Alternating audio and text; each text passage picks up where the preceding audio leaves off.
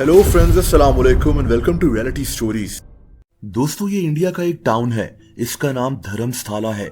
ये town India की state Karnataka में मौजूद है। इस टाउन को टेम्पल टाउन भी कहते हैं। ये एक 800 साल पुरानी जगह है।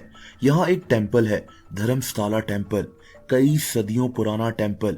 हर दिन यहाँ 2000 से ज्यादा लोग आते हैं। लेकिन दोस्तों, 2025 में इस टाउन में एक इन्वेस्टिगेशन शुरू हुई।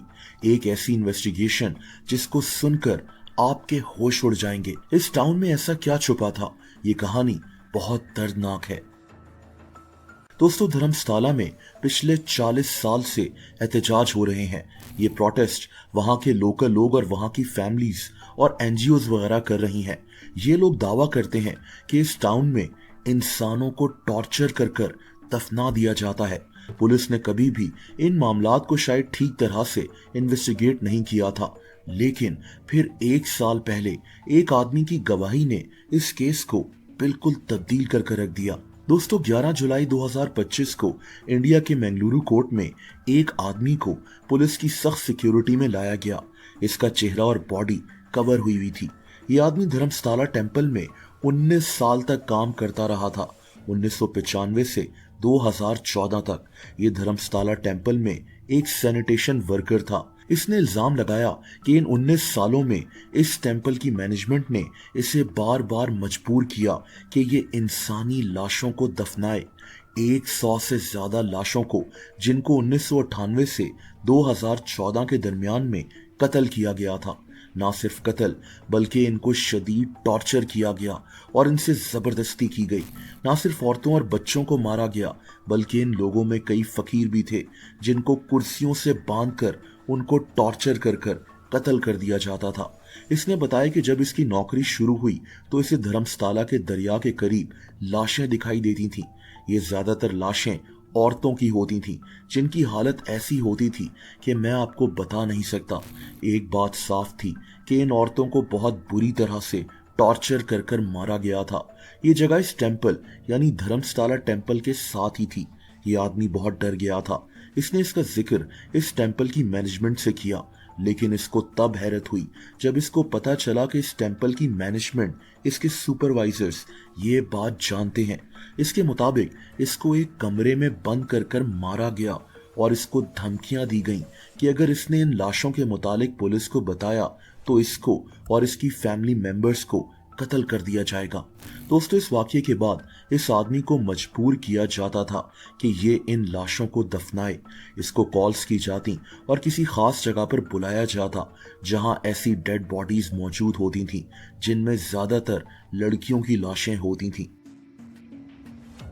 इन लाशों की हालत इतनी खराब होती थी कि इस आदमी के लिए इनको देखना भी मुश्किल होता था। फिर इसको ऑर्डर किया जाता कि इन लाशों को ले जाकर दरिया के किनारे दफना दिया जाए, किसी एक खास जगह पर नहीं, बल्कि अलग अलग जगहों पर। इसने ये बताया कि बेशुमार लाशों को तो डीजल के जरिए जला दिया जाता था ताकि इनका कभी कोई सुराग ना मिल सके। इसके मुताबिक इसने 100 से ज्यादा लाशों को खुद दफनाया है। इसने कई इंसानी ढांचों की तस्वीरें भी अदालत में दिखाई थीं। इस आदमी के मुताबिक 2014 में ये इस टेम्पल से फरार हो गया था, जब इसकी अपनी फैमिली की एक लड़की को किडनैप कर कर वहीं टॉर्चर किया गया। इसी वाकये के बाद इस आदमी ने फैसला कर लिया कि ये अब इस जगह नहीं रहेगा। अगले 10 साल तक ये आदमी छुपा रहा। ये धर्मस्थला से बाहर चला गया था, लेकिन ये आदमी चुप रहा। इसको अपनी और अपनी फैमिली की जान की फिक्र थी। लेकिन 10 साल बाद फाइनली इसने फैसला किया कि ये सारी कहानी सामने लेकर आएगा। इसने अदालत में यह भी कहा कि ये किसी भी टेस्ट के लिए तैयार है, ब्रेन मैपिंग, पॉलीग्राफ टेस्ट, हर तरह के टेस्ट के लिए, ताकि ये साबित हो जाए कि ये झूठ नहीं बोल रहा। इसने ये भी बताया कि ये पुलिस को उन जगहों पर भी लेकर जाएगा जहां इन लाशों को दफनाया गया था। दोस्तों, इस आदमी ने कुछ ऐसे वाकयात बताए जो इंसान के रोंगटे खड़े कर दें। इसने एक लड़की के मुतालिक बताया जो 12 से 15 साल के दरमियान की उम्र की थी और एक स्कूल में पढ़ती थी। इसने बताया कि इस लड़की को टॉर्चर कर कर इसको 2010 में एक पेट्रोल बंकर में दफना दिया गया था। फिर इसने एक 20 साल की लड़की के मुतालिक भी बताया जिसको टॉर्चर कर कर इसके चेहरे को एसिड से जलाकर इसकी बॉडी को एक अखबार में लपेट कर दफना दिया गया था। इसने ये भी बताया कि ज्यादातर लोगों को धर्मस्थला में बहने वाले दरिया नेत्रावती दरिया के पास दफनाया जाता था ताकि इनकी लाशें जल्दी डीकंपोज हो जाएं। दोस्तों, इस टाउन में कई लोगों की मिसिंग कंप्लेंट्स दर्ज हो चुकी हैं। एक ऐसा ही मशहूर केस 2003 में सामने आया था जब एक मेडिकल स्टूडेंट अनानिया भट्ट एक कॉलेज ट्रिप के साथ इस टाउन यानी धर्मस्थला में आई हुई थी, लेकिन ये इसी टाउन में गायब हो गई। अनानिया भट्ट की मिसिंग कंप्लेंट लॉन्च कर दी गई। पुलिस ने इसको बहुत ढूंढा लेकिन इस लड़की का कहीं कुछ भी पता नहीं चला। अब इसकी फैमिली मानती है कि शायद अनानिया को भी किडनैप कर कर उसी तरह टॉर्चर कर कर जबरदस्ती कर कर इसको मार दिया गया होगा। दोस्तों, इन सब वाकयात के पीछे जाहिर सी बात है कि इस टेंपल में काम करने वाले लोगों पर इल्जाम लगा है। इंतहाई ताकतवर लोग जिनकी पहुंच बहुत ऊपर तक है। इस टेंपल का कंट्रोल एक फैमिली के पास है, हिगाडे फैमिली। 1968 से ही इस टेंपल का हेड एक आदमी वीरेंद्रा हिगाडे है। ये एक इंतहाई ताकतवर आदमी है। इसको इंडिया का दूसरा highest civilian award Padma Vibhushan भी मिल चुका है। ये इंडिया की पार्लियामेंट के अपर हाउस का मेंबर भी है। इंडिया की पार्टी बीजेपी का हिस्सा जो इस वक्त हुकूमत में है।